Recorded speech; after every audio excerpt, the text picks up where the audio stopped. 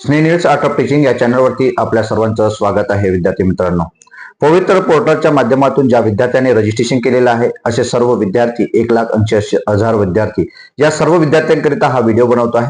विद्यार्थी मित्रांनो, जागा कधी येणार आहे, नंतर आपल्याला ही जी संच मान्यता आहे ही संच मान्यता कधी कंप्लीट होणार आहे, नंतर याचा आकडा कधी समजणार आहे, फायनल आकडा कधी समजणार आहे आणि मग त्या माध्यमातून शासन किती टक्के भरती करणार आहे, यातून शेवटी किती जागा येणार आहेत, जाहिराती कधी येणार आहे, या संदर्भातली संपूर्ण माहिती आपण या व्हिडिओमध्ये बघणार आहोत. शासनाच्या माध्यमातून शिक्षण संचालनाच्या माध्यमातून एक परिपत्रक आलेलं आहे आणि हे परिपत्रक 4 तारखेला परिपत्रक आलेलं आहे. त्या परिपत्रकामध्ये नेमकं काय दिलेलं आहे या संदर्भात हा व्हिडिओ बनवत आहे. हे अपडेट माहिती आणि हे गुड न्यूज आपल्यासाठी असणार आहे, कारण हे पत्र म्हणजेच आपल्या भरतीसाठी देण्यात आलेला दिलासा आहे आणि वेळेत होण्यासाठी नियोजित देण्यात आलेली वेळ आहे, असं हे वेळापत्रक असणार आहे. आणि या माध्यमातूनच आपण हा व्हिडिओ बनवतो आहे, जेणेकरून आपण जर या चॅनलला पहिल्यांदा आले असाल तर माझ्या चॅनलला सबस्क्राईब करा, जेणेकरून येणारे जे अपडेट्स असतील ते अपडेट कायमस्वरूपी आपल्या चॅनलवरती येणार आहेत किंवा आपल्याला अपडेट देतो आहेत. विद्यार्थी मित्रांनो, आणि व्हिडिओ संपूर्ण बघा, स्किप करू नका. लक्षात घ्यायचं आहे की विद्यार्थी वेगवेगळ्या युट्यूबच्या माध्यमातून आपल्याला सर्वांना माहिती आहे की जागा कधी येणार आहेत, किती येणार आहेत, कट ऑफ संदर्भातील ओबीसी असेल, एसटी असेल, एनटी असेल, वेगवेगळ्या प्रवर्गातील असेल, समांतर आरक्षणातील असेल, अशा विविध चॅनलच्या माध्यमातून आपल्याला अपडेट सांगितलं जात असते. परंतु जागा नेमक्या कधी येणार आहे हे मात्र आपल्याला माहिती नाही. जागा नेमक्या किती येणार आहे हे सुद्धा आपल्याला माहित नाही. मग हे कधी कळणार आहे? तर विद्यार्थी मित्रांनो, शिक्षण संचालनाच्या माध्यमातून एक परिपत्रक आपल्याला आलेलं आहे. माध्यमिक, उच्च माध्यमिक विभागाचं ते पत्र आहे, परंतु त्यात आपल्यासाठी सुद्धा अत्यंत उपयोगाची बातमी आहे आणि ही गुड न्यूज असणार आहे. मग गुड न्यूज म्हणजे काय? तर हे एक त्यांनी वेळापत्रक दिलेलं आहे. वेळापत्रक कशा संदर्भातला? तर वेळापत्रक हा समायोजनाच्या संदर्भातील आहे, समायोजनाच्या संदर्भातील आहे. आणि आपल्या सर्वांना माहिती आहे की संपूर्ण समायोजन झाल्यानंतरच जागा किती आहेत, रिक्त किती जागा असणार आहे हे आपल्याला समजणार आहे. मग त्यापूर्वी काय, तर आपल्याला माहिती आहे याच्या आधी एक संच मान्यता झाली, याच्या आधी संच मान्यता झालेली आहे. मग त्या संच मान्यतेमध्ये पुन्हा फेरफार करण्यासाठी किंवा बदल करण्यासाठी ती डेट वाढवण्यात आलेली होती आणि ती शेवटची संच मान्यता जी आहे, त्याचा आकडा जे आहे ते सर्व माहिती आपल्याला कधी मिळणार आहे? तर 10 तारीख ही शेवटची तारीख असणार आहे. आजची 6 तारीख, आजपासून म्हणजे हा जो परिपत्रक आलेला आहे, हा पत्र आलेला आहे, हा 4 तारखेचा पत्र आहे आणि या 4 तारखेनंतर म्हणजे 6 दिवसाने म्हणजे 10 तारखेला आपल्याला फायनल संच मान्यता आपल्याला दिसणार आहे. आणि या माध्यमातूनच आपल्याला रिक्त जागा किती, कार्यरत पदे किती, अतिरिक्त पदे किती, मंजूर पदे किती, या संपूर्ण माहिती महाराष्ट्रातली या ठिकाणी आपल्याला मिळणार आहे 10 तारखेला. म्हणजे आपल्याला संपूर्ण आकडे मिळाले आहेत का? नाही. राहिला मुद्दा अतिरिक्त शिक्षकाचा, तर मग अतिरिक्त शिक्षकांना समायोजन केले जाणार आहे. मग अतिरिक्त शिक्षकांना समायोजन करण्यासाठी एक वेळापत्रक शिक्षण संचालनाच्या माध्यमातून दिलेलं आहे.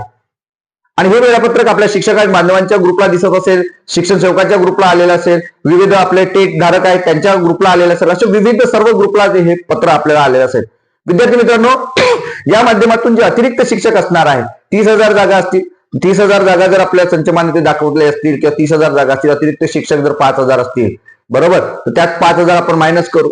परंतु या माध्यमातून आपल्याला हे जे आहेत हे कसं त्यांचं समायोजन कसं होणार आहे, मग आपल्याला वेळ कुठे मिळणार आहे, आपली भरती कधीपर्यंत होणार आहे हे समजून घेणं गरजेचं आहे. तर हे समायोजन करण्याच्या बाबतीत काय असते, पहिल्यांदा हा शिक्षक जो असतो हा तालुका लेवलला जर अतिरिक्त असेल तर तिथेच समायोजन त्याचं केलं जातं. म्हणजे पहिल्यांदा समायोजन कोणतं होईल, तर पहिल्यांदा समायोजन होईल आपलं कोणतं, तालुका लेवलचं समायोजन.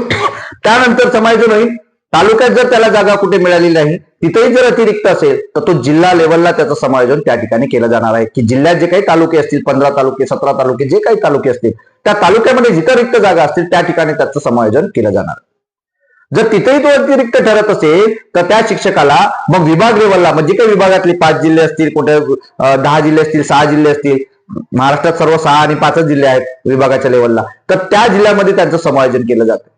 जर विभागातही तो अतिरिक्त ठरत असेल तर अशा शिक्षकांना मग राज्य लेवलला समायोजन केलं जाते आणि राज्य लेवलची समायोजनाची डेट ही मार्च महिन्यात असणार आहे.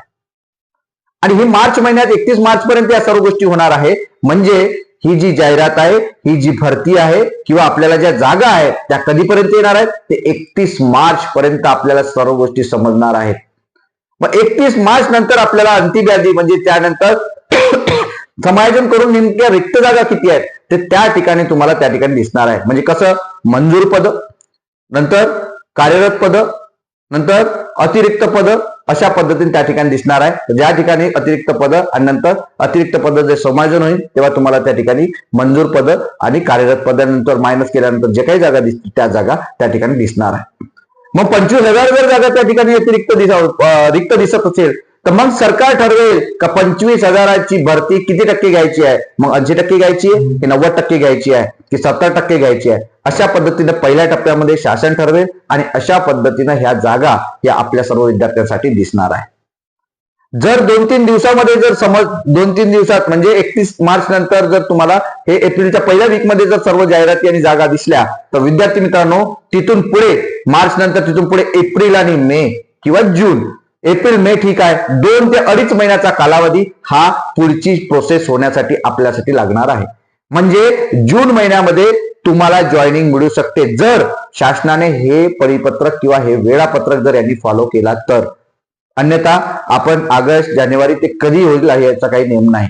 जर हे वेळापत्रक जर आपण फॉलो केलं यांनी शासनाने फॉलो केलं तर नक्कीच आपली जी शिक्षक भरती आहे ती याच सत्रामध्ये आपण शिक्षक म्हणून रुजू होणारा विद्यार्थी मित्रांनो जे आपण व्हिडिओ बघत आहात त्या सर्व विद्यार्थ्यांना सांगू इच्छितो. जर आपण ते करत असाल, जे होत असेल शासनाच्या माध्यमातून, तर नक्कीच आपला श्री गणेशा जो आहे तो जून महिन्यामध्ये आपण रुजू होणार आहात. कारण 26 जून पर्यंत आपल्या शाळा चालू होतात. काही मराठवाड्यातल्या असतील किंवा काही पश्चिम महाराष्ट्रातली ज्या शाळा आहेत त्या मात्र 14-16 जून पासून ह्या चालू होत असतात. त्यामुळं आपल्या सर्वांना सांगू इच्छितो अशा पद्धतीची ही संपूर्ण रूपरेषा असणार आहे आणि याच माध्यमातून ही भरती होणार आहे विद्यार्थी मित्रांनो. म्हणजे जाहिराती कधी येणार आहे तर जाहिराती ह्या 31 मार्च नंतरच आपल्याला त्या समजणार आहे आणि त्या पोर्टलला येणार आहे.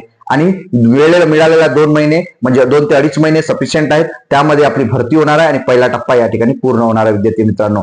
म्हणजे आपल्याकडे फक्त आता आपल्याला काउंटडाऊन सुरू करायचं आहे की तुमच्याकडे फक्त 3 महिने उरलेले आहेत आणि हे 3 ते 4 महिन्यामध्ये आपण नक्कीच रुजू होणार आहात विद्यार्थी मित्रांनो. एक शिक्षक म्हणून आपण महाराष्ट्र शासनाच्या या शिक्षण विभागामध्ये रुजू होणार आहात. त्यासाठी ही अत्यंत गुड न्यूज आपल्यासाठी दिलेली आहे.